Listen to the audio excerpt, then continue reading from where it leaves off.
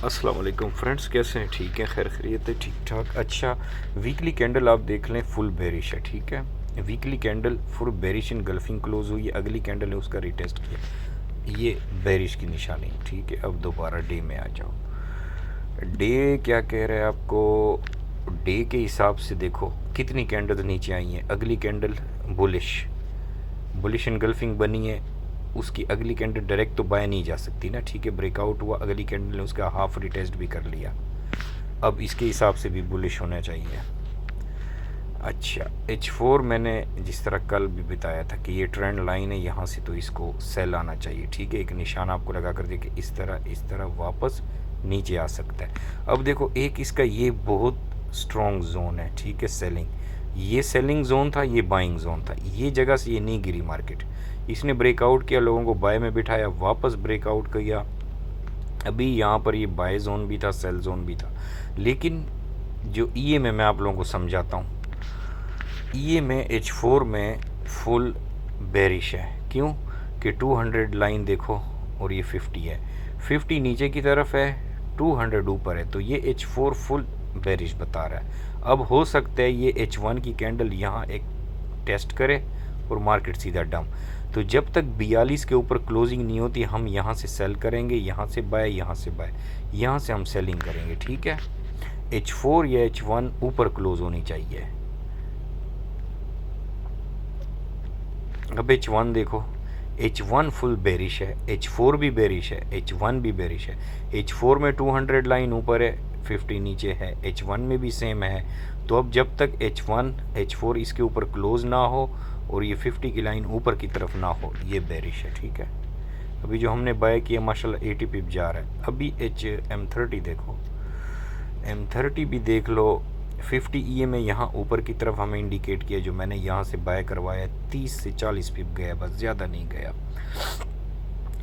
तो 50 ई में देखो ऊपर की तरफ इसने क्रॉस किए, लेकिन यहाँ पर M30 में ये फिर नीचे की तरफ क्रॉस कर रहा है।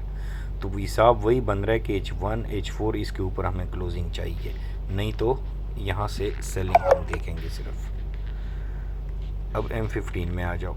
M15 में रेड नीचे है, ये ऊपर है। अब ये मिक्सअप है। ठीक है, मिक्सअप कैसे? कि छोटा टाइम फ्रेम M15 सिर्फ हमें बता रहा है कि यार 50 EMA ऊपर है। अगर ये M15 की कैंडल 50 EMA के ऊपर क्लोज होती है तो हम बाय कर सकते हैं। तो फिर वही 42 बन रहा है कि यानी कि H1 H4 हमें इसके ऊपर क्लोजिंग चाहिए। M5 हमें फिर बेरिश बता रहा है यहाँ पर। क्यों? कि EMA का सेटअप देखो, जिस तरह मैं आपको पीछे ले जाऊँ, EMA का सेटअप देखो, बुलिश होने के लिए क्या करता है ये देखो। EMA का सेटअप क्या करता है, जिस तरह यहाँ 50 EMA 2 के नीचे आया, इसने बेरिश कर दिया। यहाँ देखो, इस जगह पर देखो, इसने बुलिश कर दिया, वापस ये मुंह खुला। अभी ये फिर वापस हमें बता रहा है कि मैंने यहाँ से क्रॉस किया है, क्रॉस करने के बाद सेल। तो अभी ये देखो EMA फिर नीचे। तो अभी क्या होना चाहिए, हम फिर दोबारा यहाँ से सेल आ सकता है, या इस एरिया से सेल हम करेंगे।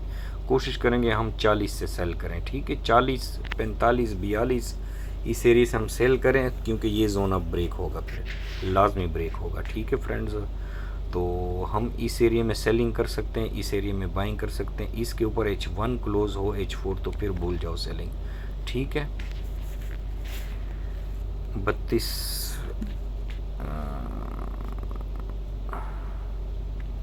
ये देखो। ठीक है, ये मैंने डे का जोन आप लोगों के लिए बनाया था, डे का जोन। ठीक है, तो अभी ये H4 है, देखो कितना माशाल्लाह उसने खाली टच एंड गो। ये M30 का FVG भी था। ठीक है ना, मैं आपको इजी कर देता हूँ थोड़ा सा, सॉरी, काफ़ी दिनों से एनालिसिस में कुछ भी नहीं कर रहा हूँ, बिल्कुल टाइम नहीं है। आज मैंने छुट्टी की है तो इसलिए। ये देखो, उसने टच एंड गो, ये M30 देखो, ये छोटी सी कैंडल एक पड़ी है, ये इसने खाली ये टैप किया है और टच एंड गो किया। ठीक है, अभी अगर H4